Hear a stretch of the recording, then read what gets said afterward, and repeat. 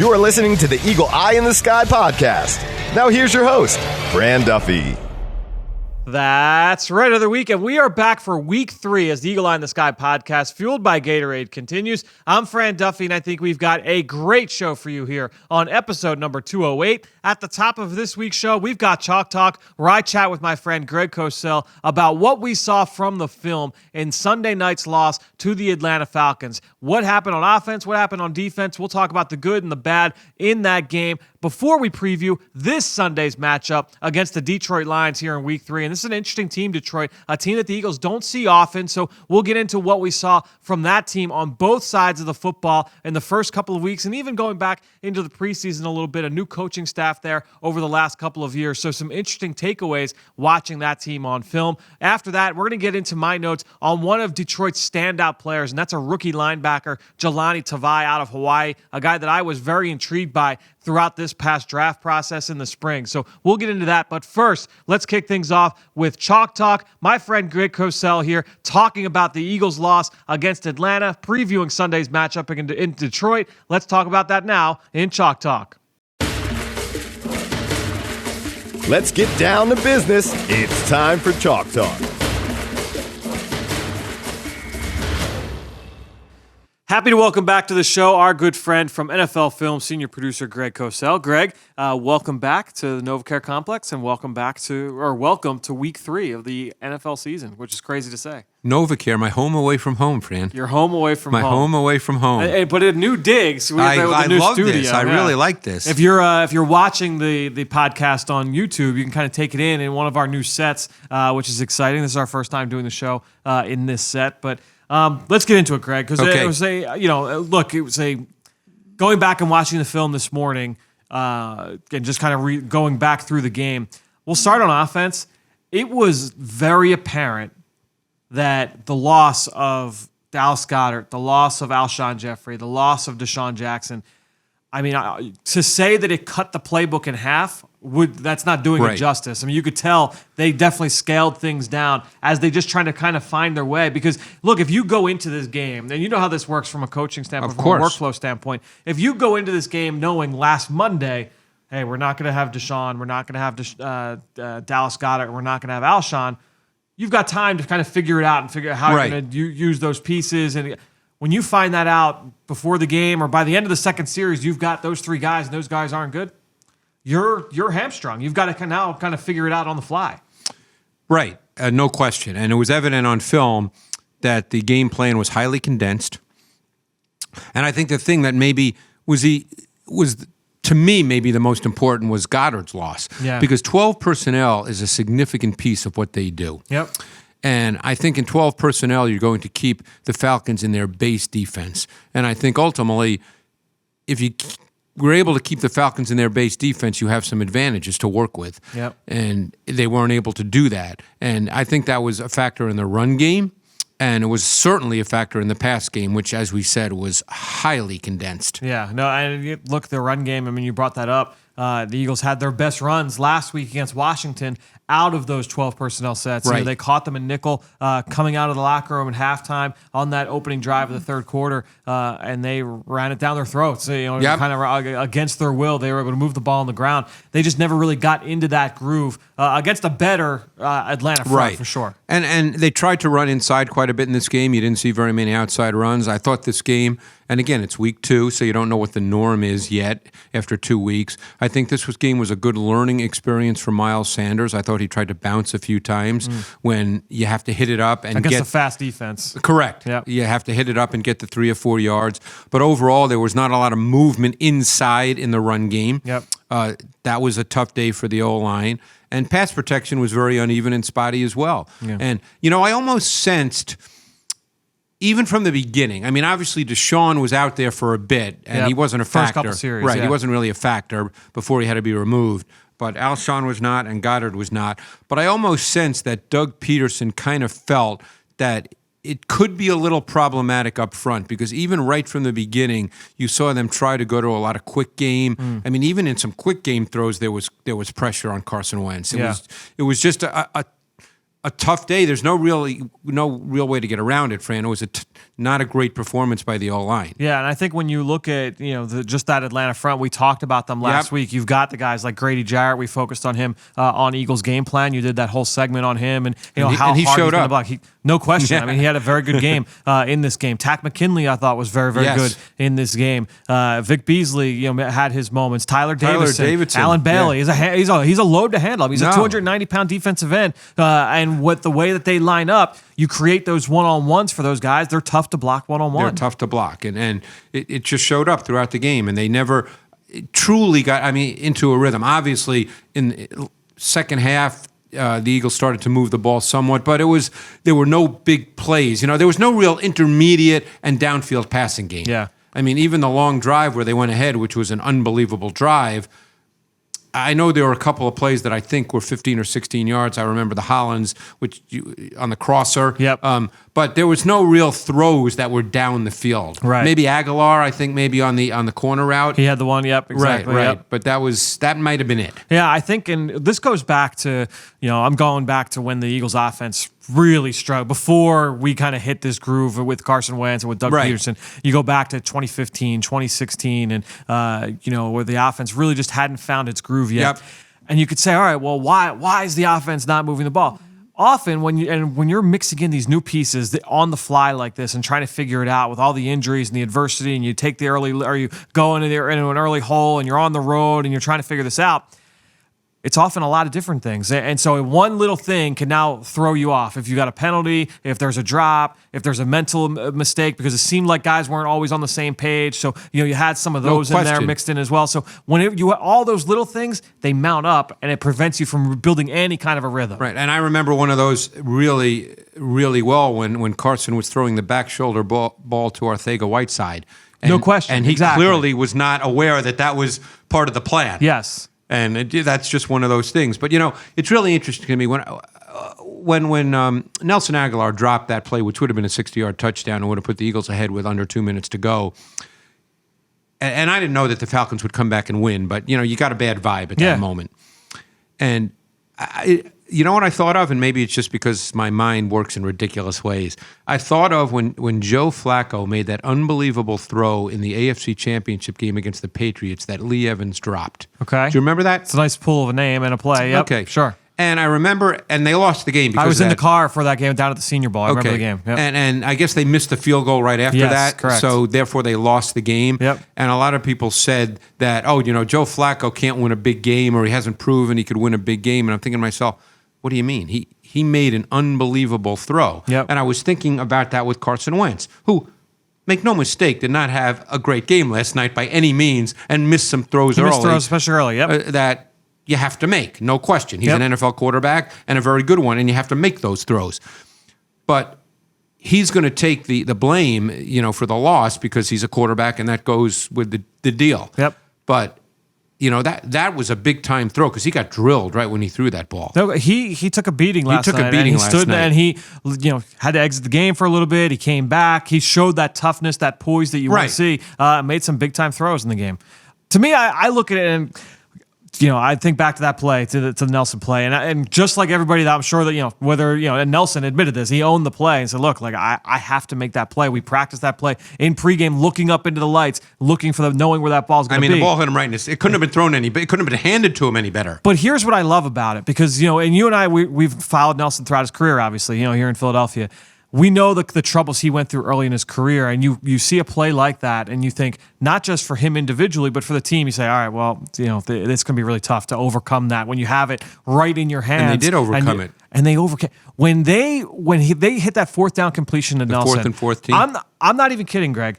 I kind of sat back in my chair, win or loss, and I said, that made me feel good. Right. It made me feel good because, to me, I saw a team that, number one, and an individual, a quarterback and a receiver, on those two guys on a macro or a micro sense, and then the team from a macro sense that didn't back down, winner's mentality. You want to throw all the cliches out there. Of course. That took it to the brink. You're right. They took it to the brink. You're right. And that's the way I look at it. A team that didn't blink. They could have folded after that play, and no one would have said, it just wasn't their night. Right. And it's funny that. because I watch so much tape of every team, not just the Eagles, but I just couldn't believe how poor the defense was on 4th and 14 to allow a completion 40 yards down the field. Yep. But anyway, another throw by Wentz, and obviously a throw like that, you have to sit in the pocket. You can't. Yeah. That's not a quick game throw. And he took a shot. But he took a shot on that one too. Yep. No, and to me, like just the willingness to make that throw to Nelson after the drop, Nelson coming up with the catch in traffic after the drop. To me, that's like, all right, like take that drop and not forget about it. But I feel good coming off. And of that. As a football fan, I was so disappointed when they didn't get that 4th and 8 with Ertz missing it by 6 inches, 10 inches, just because again. At that point, did I want the Eagles to win? Of course I did. But it wasn't a matter of who would win or lose at that point. I just wanted to see 2 more plays you or 3 more plays. You don't want to see it decided by an inch. I wanted to see a great finish. Yeah, sure. And I didn't want that play to be the deciding play. Yep, no question. All right, well, let's get over to the defense because I think there's some interesting things to talk about there as well. And I want to start here first. Week 1, the team loses Malik Jackson. Yep. Week 2, the team loses Tim Jernigan. It seems, based off reports. So I think when you look at that and you say, all right, well, what is the outcome now? You've got Hassan Ridgeway, who you would think is going to step in and get the majority of those reps. Depth issue they now. did sign Akeem Spence, who will now be the 3rd defensive tackle. I'd like to get your thoughts. I don't know how much you. I remember him very well. I know you studied him, but coming out of Texas and you've watched him throughout his career. I don't know how much you took in from him from the other Texas? night. Akeem Spence was Illinois. I want to ask you about Ridgeway. No, Akeem Spence, I remember coming out of Illinois. And he started every game last year for Miami. I kind of liked him. Both guys I thought showed intrigue. I want to get your thoughts, though, on Ridgeway and just what he's put on film so far this season. I think it's been a little uneven. I mean, I think there's traits there. The question is what they need him to be, and Spence is not this guy either. Spence is actually a very good run defender in my view, but what they ultimately need Ridgeway to be is a pass rusher, and I don't think he's shown enough of that yet for us to really have a track record to say he is or he isn't. Yeah. Because clearly, and the game changed yesterday when Jim Schwartz obviously believed that he needed the defense to be aggressive to win the game. But they would rather rush with 4. That's their preferred method of playing. Yep. And we don't know if Ridgeway can fill that spot yet. We know Malik Jackson was a very good inside pass rusher. That's why they signed him. He fills that role. He was a long body, 6'5", 275. Malik Jackson could line up at D tackle, DN. He was multidimensional. I don't know if Ridgeway's that guy either. He may just be a defensive tackle, and I'm not sure yet what he brings as far as pass rush. So, it may minimize some of the things that they ultimately would like to do with their front 4. Yeah. And we saw Jim Schwartz yesterday start dialing up some 0, and it actually helped get them back in the game. Yep. Now, we know that obviously Matt Ryan recognized it on the final touchdown to Julio because they didn't disguise that one at all. They just basically lined up in it. And it was 4th down. And it was 4th and 3. And obviously it's a great play call against that. Yep. But, I think that's one reason. Did you chart the zeros? Not yet. So I'm literally like on the back end of charting. I think I'm on the final drive when you walked in. I think that there were maybe 6 or 7, if I'm not mistaken. There were a handful of zeros, which is a lot in an NFL game. By the way, because I'm charting it for the first article that's going to come out. Right. Just kind of coming off the game. I mean, I can almost see 6 or 7 in my mind. Yeah, I mean, they had a couple zeros. They had a couple zone blitzes where they dropped a defensive lineman out. Everyone saw the Fletcher Cox one where he nearly picked that one off. Right. Which would have been a crazy. Sendejo's sack was not 0. There was a middle safety. Yeah, you had 2 guys drop out off the edge. That was a 5-man rush. I think ultimately they turned up the heat in a lot of different ways. I think you have to tip the cap to Tampa Bay to Atlanta as well. We talked about this on Eagles game plan last year. Dirk Cutter, the offensive coordinator, was the head coach last year in Tampa Bay, the team that beat the Eagles in week 2. They had a good game plan in that game. I think Atlanta had a really good game plan in this game. They did a really good job mixing in play action, different pop passes, RPOs, quick game, different chippers out of the back. But it was good coaching. I mean, it was a good job working it against a long time. Yeah, I mean, it was a really well executed game plan by Atlanta to help kind of neutralize that pass rush. And to get back to your point, my thoughts on Ridgeway. I see a guy, because I agree with you, he's not a guy that has proven right now to be a really consistent pass rusher. He's shown spurts of it here this summer. I think ultimately you see a guy who's coming off the ball really, really well. And he's got athletic traits to be a pass rusher. That's exactly. But sometimes guys with athletic traits are not necessarily great pass rushers. Yep. And I don't think we know that yet. Well, I think ultimately what you'll see from the Eagles more in pass rush downs now is back to what we've seen over the last couple of years, which is more D ends inside. We saw Josh Sweat slide inside. I'm sure we'll see more Vinny Curry, more Brandon Graham. However they decide to rotate those guys, more of those guys lining up inside on passing downs. But I would say overall through 2 games, and I think this is a fair statement, and I'm sure the coaches would agree with this, they'd probably like to see more consistent pressure from their front 4. There have been moments, no question. But I think overall, the defense is really built on being able to have their front 4 generate consistent pressure. Yeah. And we'll see how it goes. Look, last night was a very odd game. Unfortunately, they were on the losing end. If they won, and I know they didn't, but if they did, we'd talk about what a gutsy performance it was. And in many ways, it still was a gutsy performance. Yeah. Who knows about the injuries going forward? Those are big factors on the offensive side of the ball. Yeah, it's going to be something that they didn't have an idea for Doug Peterson's press conference today what that timetable is. So we don't know what that timetable is right now on any of these guys. So something we'll keep an eye on here over the next few days. All right, let's put this game to bed. I want to talk about the Eagles matchup this Sunday against Detroit because it's an interesting team. Second year under Matt Patricia, so new defensive scheme. Now they're in year 2. Offensively, they've got a brand new scheme. We're out with Darrell Bevell as the new offensive coordinator. Give us the elevator speech on what Darrell Bevell brings from a schematic standpoint as an offensive play caller. I think they're trying to figure it out, to be honest with you, because they've got a highly gifted quarterback. Yep. And I know Darrell Bevell came from Seattle, where Russell Wilson was there, but Matthew Stafford is a different kind of quarterback. Yep. As a pure thrower of the football, Stafford is better than Russell Wilson. Just as a pure thrower. Better than most, He's better than most, yep. which people knew when he was a senior in high school. Right.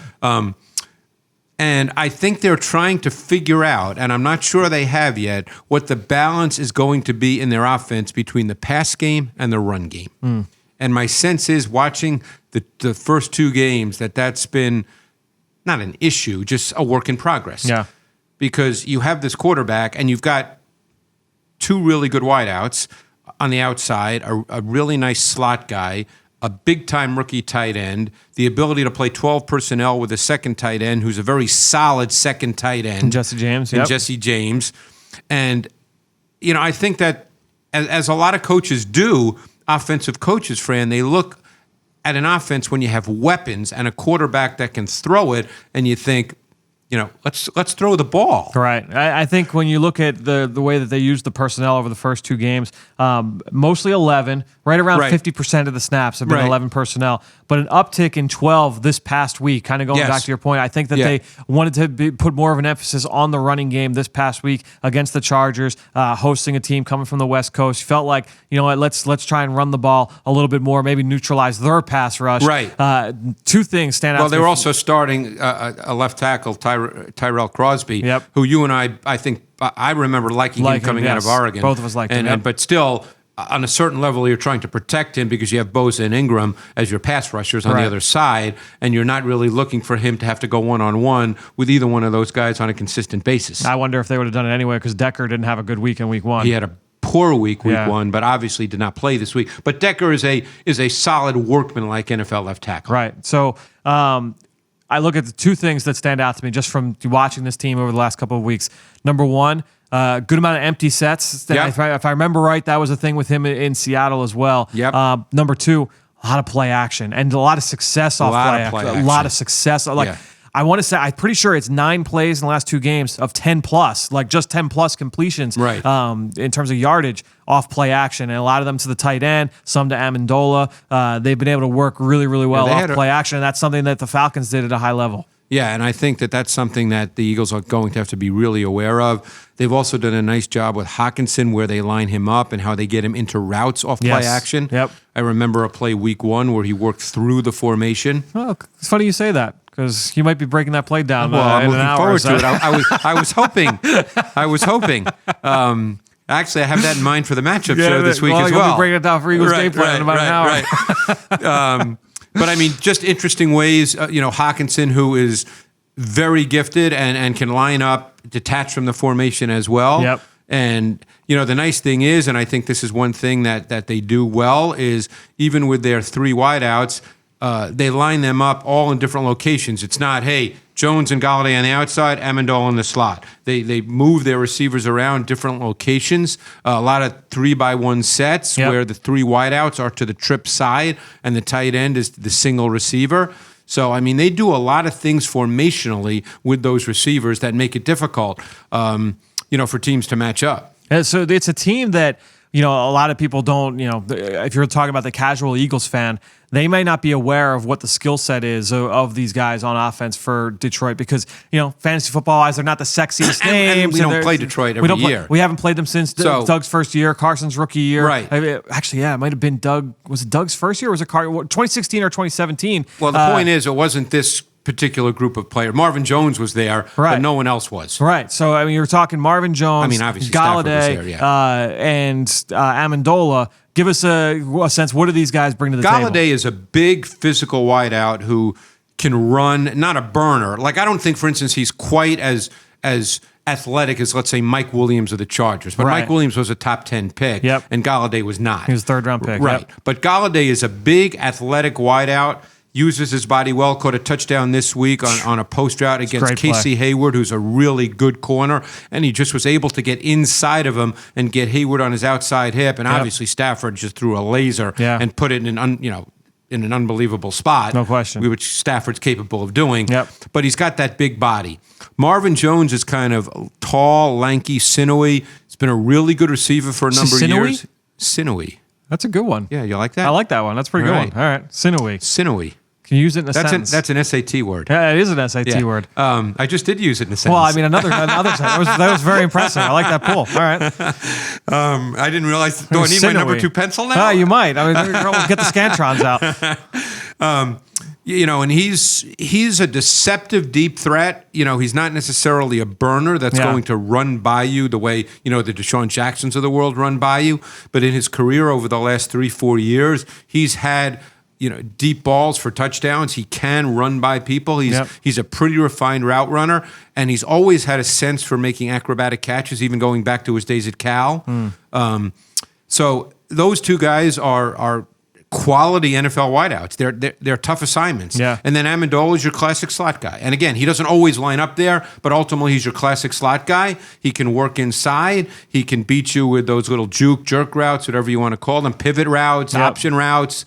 Everybody has different names depending on what you want to call them, but he can work inside and be very effective. And I think they've got, and we mentioned the tight ends. Hawkinson's going to be great. Hawkinson's going to be a good player. They've got backs who can catch. I mean, starting with they use them all. Yeah, Kerryon Johnson can catch. The kid from Maryland, who you and I both liked as a receiver, Ty Johnson. He had a great run this week. Did you see the violence at the end of that run? Oh, no. Impressive run. He was sort of a sleeper for me coming out of Maryland because he didn't have big numbers in Maryland. Yeah, he didn't go to the combine. No, which kind of surprised me. But I guess his senior numbers weren't that great. Right. C.J. Anderson's obviously, he certainly can do screens, but we know what he is. But and then they have J.D. McKissick, right? Who was a big part of their path. They signed him off from the street. Seattle, so Bevel knows him. I think he was targeted 4 times in the first game through the air. Yeah. A guy that they can move around, and he can he's also be detached. Player. Yes. So this is a team with weapons. I mean, and if Stafford's one of those guys. At times he can be a little uneven, and at times he'll make some bad throws. This week he threw 2 picks. One of them on a deep ball, I don't know why he threw it. Yeah, only he could tell you that. Correct. Yep. But he'll do that once in a while. But he also can make ridiculous throws. Yep. And he can make throws that you just go, wow. So they're talent-wise a very good offense. It's kind of, when you look at Stafford, a guy that you would put in that bucket with Aaron Rodgers, with Cam Newton, that are just freak show arm talents that at any point, because as up and down as they can play in terms of being able to operate within the structure of their offense, they've got the ability to just turn it on, and now they're in the zone and it's almost unstoppable just the way that they can play. And Stafford, I remember when he came out in his first 2 years, he got hurt, and everybody, said, oh, well, he's not going to be durable. Right. And now I think he started all 16 games, something like 9 years in a row. It's funny how narratives work that way. Right. And so he's been incredibly durable. He's tough. I've spoken to coaches who've coached him, and they said he's incredibly smart, Yep. and you can do a lot of things with him. Yep. So, he's a tough assignment now. Let's talk about Kerryon Johnson, because we talked about how they do want to run the ball. It's a team that I think from an identity standpoint, they want to be physical. They haven't run it well enough yet. They haven't yet. No. I would say the offensive line hasn't been quite as good as maybe what they thought it would be. And maybe it'll get season. there. They moved Frank Ragnow to center, and he played guard last year as a rookie. Yep. So, I think that they're fitting in some new pieces. Yes. Obviously, we mentioned that Decker didn't play this week. I don't know what his status is going forward. Yeah, I'm not sure either. They had a rotation at left guard week 1. Right. It looks like week 2 they settled in on Joe Dahl at left guard. Right. The former tackle from Washington State, I believe. State, yes, correct. And so if he's the guy, I think he can probably fit that role nicely, but it's still a work in progress. So, I think that, and we'll get to their defense in a sec, but I think if their defense can keep playing well, they'll really be able to work on their run game. Yeah. Because, the games won't get away from them. Yep. But I think that's something that they feel that they want to. I know Matt Patricia, and obviously came from New England, where Tom Brady, arguably the greatest of all time. But my sense is that Matt Patricia does not want every game to be determined by Matthew Stafford. Right, yep. That he'd like, the run game to be a factor. He'd like the defense to be a factor, knowing that he has Matthew Stafford in the bank if a game turns into a game that requires the quarterback to make throws. Right. And games will turn into that at times. But I don't think he wants to go into every game with the thought process that we ride or die with Matthew Stafford. Before we move to the defense, I'd like to just get your thoughts. I'm pretty sure you liked Kerryon Johnson coming out of Auburn, if I remember. I liked him. Right. He's probably been a little better than I maybe gave him credit for. I saw him as a grinder. Yeah. And which he can be. Yep. And he's shown a little more athleticism, I think, than I thought he might have had. He's pretty creative with the ball. He can make people miss. And I didn't know if he could do that when I watched him coming out of Auburn, but I loved his competitiveness. I loved his toughness. I loved the way he could work inside. And usually those kinds of backs require some kind of volume. Yeah. And he hasn't quite gotten it yet. I guess he said, did he have 16 carries this week? I believe so. I think that was the number, yeah. And that's not a bad number. Believe me, that's not a bad number at all. And I think they probably like it to be 16 to 20 in any given week. And ideally, their O-line gets a little better because I think he can grind out tough yards. Yeah, I think to me, we said this last week. We said it in week 1. So this is a matchup. When you look at the Detroit offensive line going up against the Eagles defensive line, it's going to be a key matchup in this game. Detroit, you don't want to allow them to be able to establish themselves on the ground. You want to be able to control the run game, make them one-dimensional, and then work off of that. I think that will be a big part for an Eagles victory in this game. And I'll be interested to see the Eagles mix in this game between man and zone. And the reason I mention that is Hockenson. Yeah. Because we know that Malcolm is very good against tight ends, man-to-man. Sure. Now, the Eagles are not a pure man team, but they play man. Yep. I mean, it's not as if they play 10% man. So I'm very anxious to see how that works. Obviously, Hockenson had big numbers week 1. Wasn't targeted quite as much this week the way the game played out. Galladay got more targets because he was going up against Facione, who, obviously they felt that was a mismatch because they predominantly put Casey Hayward on Marvin Jones. Yep. And, they saw a matchup that they liked. Yep. And the matchup worked. He was 8 for 117. So, we'll see. Look, to be honest and fair, I think the way the Eagles secondary is playing right now, they might feel that they have pretty good matchups with whoever they're going to. Right. Well, it'll be interesting to see how they decide to play it. I think ultimately you want the defense. If you're the Eagles, you want the defensive line to really kind of come into their own in this given game. Yeah. All right, let's get over to Detroit's defense. And look, it's a unit run by Matt Patricia. I think from an identity standpoint, you see a lot of the things that they did in New England. Very much so. The way I would describe it, Fran, in the macro version, the Cliff Notes version, is it's multiple fronts and relatively static coverages. Okay. Meaning that there's a lot of different front looks with a lot of different personnel. No question. Including the 5-across bear front that Bill Belichick's been doing in New England seemingly forever. And the secondary is a ton of man-to-man coverage. They play a ton of man coverage. Yep. And that's kind of what New England's formula is too. So it's front multiple and coverage consistent. Let's put it that way. Can I tell you one thing? The secondary impressed me the last 2 weeks. I think when you look, first of all, I think Darius Slay is one of the more underrated players in football. He had a great matchup with Keenan Allen. He did. He didn't get the better of it this week overall. Yeah, Allen got him a couple times. Yeah, but Slay is a good player. But Slay's a good player. Slay is a good player, and the Eagles fans may remember the last time these two teams met, he was the one who came up with the game. I guess it would technically be the game-winning forced fumble on Ryan Matthews, Right. and then the game-sealing interception down the field of Carson Wentz. And it's funny you talk about it. I'll tell you a guy who maybe Eagles fans don't know a lot about because of where he played prior to Detroit, but Justin Coleman is a very good nickel corner. Yep. I mean, they paid him a lot of money to be that. Yeah, and he's really good. Rashawn Melvin has played pretty well. And they matched him up primarily against Williams because the bigger. So, it's the kind of thing where if Alshon Jeffrey goes this week, you could see Melvin on him, and if Deshaun goes this week, you could see Slay on him. Yeah, to me, I think that would probably be the matchup. Yeah. We'll see if either guy doesn't go, how they decide to play that. And I would think this week, just watching him work out pre-game this week, that Jared Davis will be back because he looked close. I was watching his. I forget where I saw it. He's a good player. Yeah, I think he'll be back. Okay. So he would step in for Christian Jones. That would be my guess, right? Would he? I mean, obviously Tavai is a rookie, and they've used him in multiple ways. Yes, they have. And I kind of thought, it's funny. I didn't think this when I was watching his tape because I didn't know who was going to draft him. Right. But once they drafted him, I thought they saw him as their Dante Hightower. Interesting. We might be talking about that on Eagles game plan in about a half hour. There you go. You may or may not be talking about that on Eagles game plan in about a half hour. I mean, do you see that as well? We pulled some plays. So a little preview for Eagles game plan this week. And I was a big fan of Tavai, and to me, I wanted him to go to a team that would use him in a lot of different ways, and that's exactly where he went. Obviously, we didn't know where he was going to go. I didn't know, exactly. But once that happened, because I always talk to the Lions after the draft with Mr. Twentyman, who I'm sure you probably know. Sure, yeah. And he always calls me for my thoughts on their draft. Yeah, Tim Twentyman, who's been with the Detroit Lions, with their website for a long time. Right. And that was, when they drafted Tavai, I said to him on the phone, I said, I think that Matt will see him as their Dante Hightower kind of player. And that's kind of the way they use him. They went and signed Trey Flowers from New England. Right. He was probably the best player. I remember before Super Bowl 52 going in and saying, look, Trey Flowers is, to me, the most impressive guy up front for them. Hightower was hurt going into that game. He wasn't playing that season. So, to me, Flowers was the guy that was most impressive on film. And he wasn't flat. He wasn't like, oh, man, he's this big-time edge pass rusher. Yeah, but he was because even coming out of Arkansas, you didn't view him as he's going to be a big-time edge pass rusher. No doubt.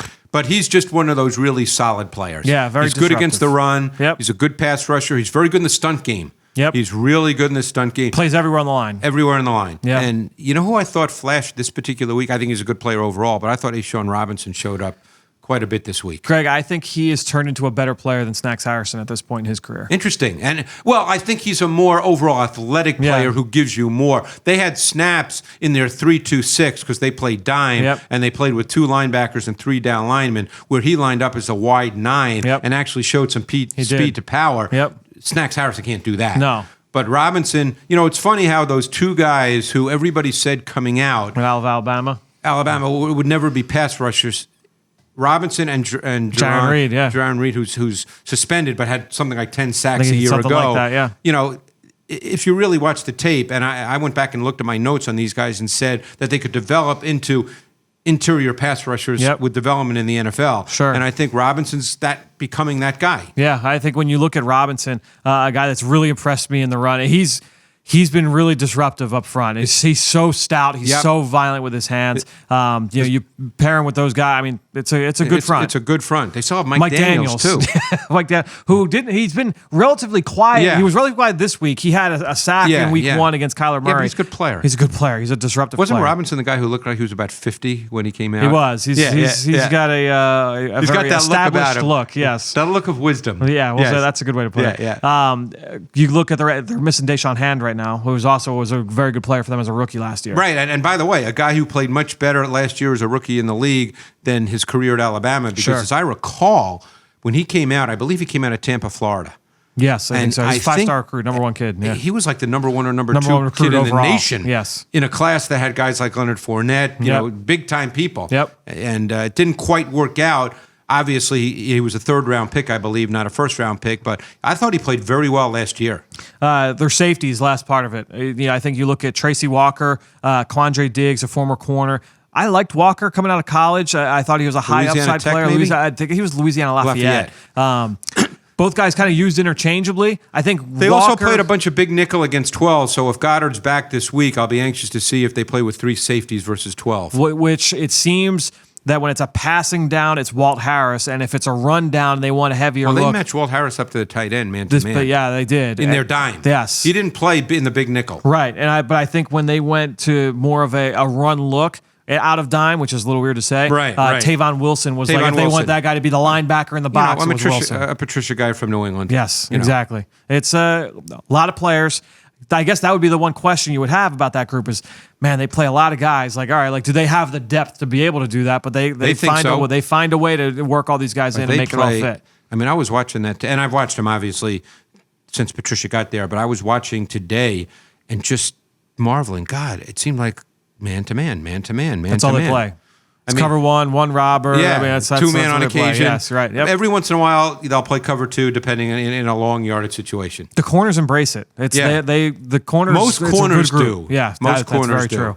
true. What are the matchups that you think are most important for and without knowing who's healthy, I guess is the big thing. Well, assuming health for the Yes. Eagles, like I said, I think you'd probably see Melvin on Jeffrey. Yep. Because of the size factor. Sure. I think you'd see Slay on Deshaun. Yep. And then the slot, you obviously have Coleman on Aguilar. Yep. And the thing is, when they go dime, if the Eagles are 11 personnel, I assume Walt Harris will be on the tight end. That's what he was this week. That would be my guess, yep. I mean, obviously, the receiving tight end for the Chargers is nowhere near what Ertz is or Goddard. Right. So Yep. I don't know.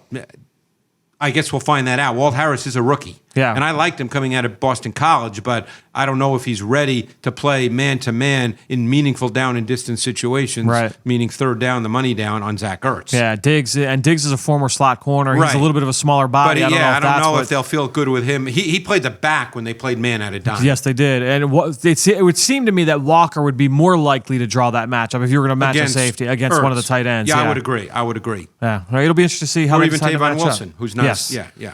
It'll be very interesting. Well, Greg, looking forward to see number one your analysis of those 2 segments that we previewed on Eagles Apparently, game I've done plan that this already. week. I think I'm just going to go home now. So we'll do that here in a few moments, but keep an eye out for that later this week, late Wednesday, early Thursday here on PhiladelphiaEagles.com. But until then, we will see you next time here on Chalk Talk on the Eagle Eye in the Sky podcast, fueled by Gatorade. All right, Fran.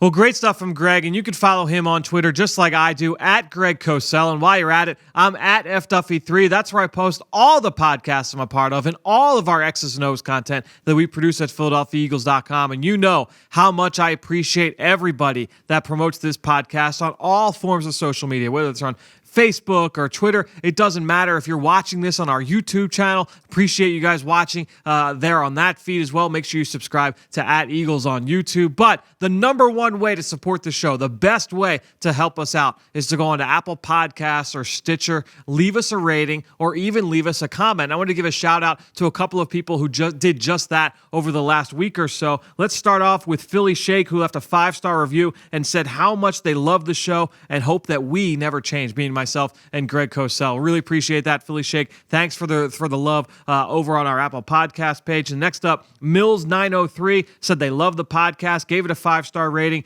They have a question as well. And again, that's the number one way. If you want a question answered, go onto those pages, leave that question there. We'll answer it here on the show.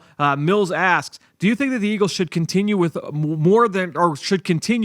one running back in Miles Sanders or Jordan Howard, or should they stick with the committee? I think you should go with Jordan Howard. Love the show. Well, Mills, to me, I think when you look at any NFL backfield, and this is all 32 teams, they're going to do what they feel is best for their offense. So if they go in and they say, look, we want one player to be the foundation. If you're the New York Giants and you've got Saquon Barkley, if you're the Dallas Cowboys and you've got Ezekiel Elliott, if you've got Todd Gurley in his prime, if you've got Adrian Peterson in his prime, you go through the elite running backs in this league. If you've got one of those guys and you say, this guy is the foundation piece of our offense, yeah, you're gonna run it through one guy. Then you have that next tier. Maybe if they're what Greg has always referred to as a primary back. So maybe that's someone that can be the foundation week after week after week. But any given week, have the ability to take on, we'll say 20 to 22 touches, kind of handle the load, carry your offense only on one given week, but then maybe take a back seat on a week later. You think of like an Alvin Kamara or a Dalvin Cook, some of these other younger backs that are in the league now, maybe not quite as established as those consistent foundational pieces where everything funnels through them in the rushing game. I think then you're saying, okay, now we've got that kind of a guy.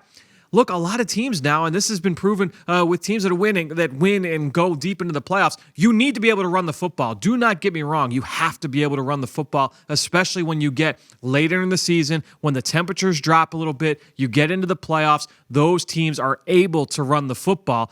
But that doesn't mean that you also have to have it funnel through one person. I think that's the disconnect a little bit with people. It doesn't necessarily need to go through one guy, and everybody kind of sees it differently. Sometimes you may look at your situation and say, hey, look, we feel like we're best if it goes through this player.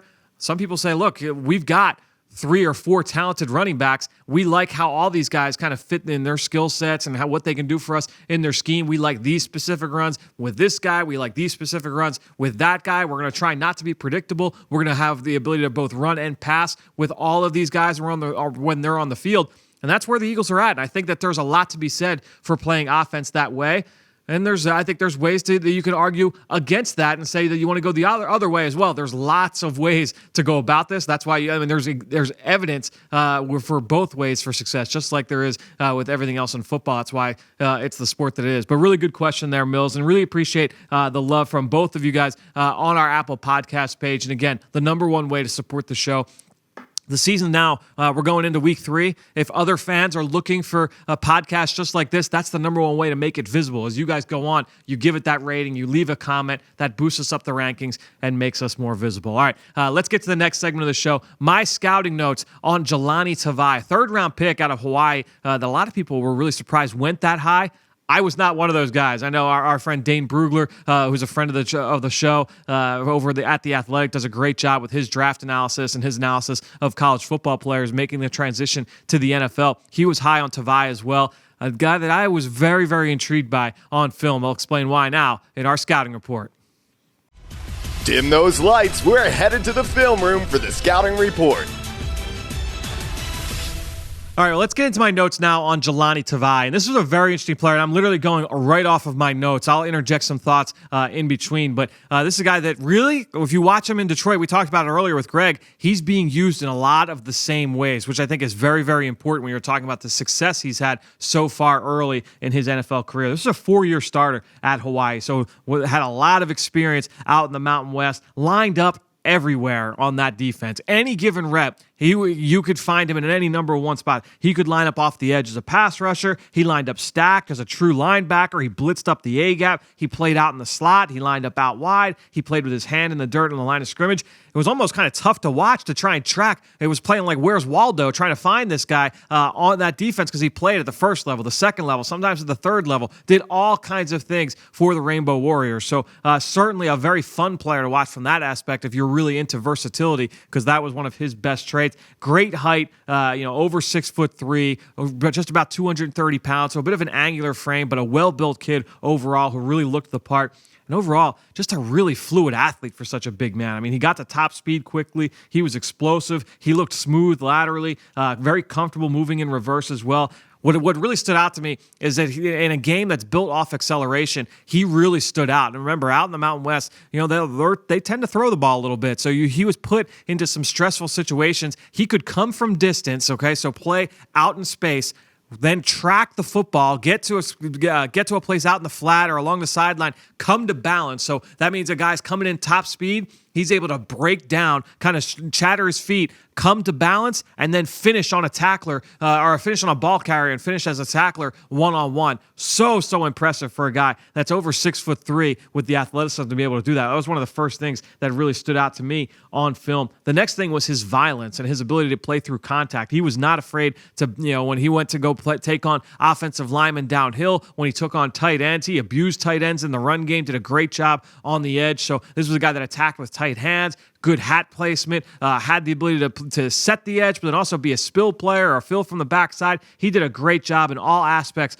of the run game. He had a great motor, chase plays from sideline to sideline. So you really liked the play personality, and he had a lot of experience playing in reverse as well, whether that was, dropping as a middle zone player, running this down the seam with tight ends. He had the ability to do all of it. So I looked at this kid and I said, he's got outstanding versatility, and that's one of the things that you really kind of hang your hat on if you're him is, all right, I can do a lot of different things. And we've seen a lot of players that could say that over the course of the next few years, or over the last few years. They didn't always work out. So what were some of the negatives with this kid's tape? And I would say ultimately two things. Number one, I wrote down that he was a little bit more reactive as opposed to being proactive. So, instead you talk about guys with great instincts. And it's not that I thought he was slow to react. I just thought that instead of seeing things before they happen, he was a little bit more reactive. So things would happen and he had the speed, the explosiveness to get there. He just wasn't getting there as early as maybe some of the other top linebackers that you would see coming from the college level to the NFL. And then also, I would say that he didn't always play to his size as a tackler. So bigger ball carriers would maybe take him for a few extra yards. But this kid's willingness, his toughness, his athleticism, his technique were all very, very impressive. So, and to go back to the instincts thing, for a player to be able to handle all those different roles, you have to be smart because you have to understand the defense, the ins and outs of everything. If you're going to be asked to play all those different roles, you can't be a dummy. You've got to be able to understand the playbook, know what you're being asked to do, know what all the guys around you are being asked to do, and how you fit in the scheme on any one given play. So to me, he was a very, very interesting player. A couple names that I wrote down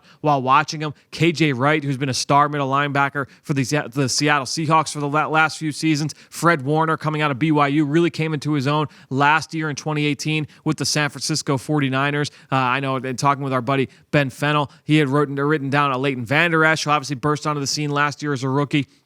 Just a big kid who can run around. I wrote down Anthony Barr as well because he had that pass rush potential. So there were a lot of names that I wrote down with him. Ultimately, I thought back to the story of Kyle Van Noy, who was a second-round pick in Detroit. And so that's why I think Lions fans were a little disappointed with this draft choice back in the spring. Kyle Van Noy was built the same way coming out of BYU. A do-everything player, lined up at a number of different places, had size and athleticism and technique, and he was a try-hard player, could do all these different things.